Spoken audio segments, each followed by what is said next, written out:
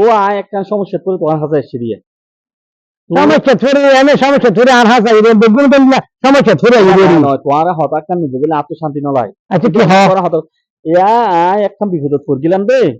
মাসানিক আগে। আচ্ছা তারপর তো টিয়ালো 50,000 উদার লই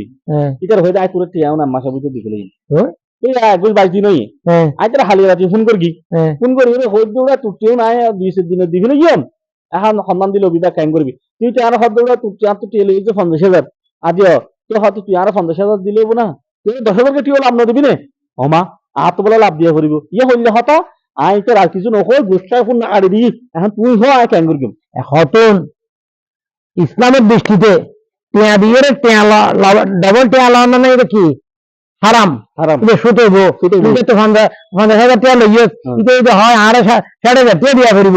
এটা সুতব বুঝছেন না ইতালাটা যে সমাজের মানুষ হল এই ধর মানুষ আছে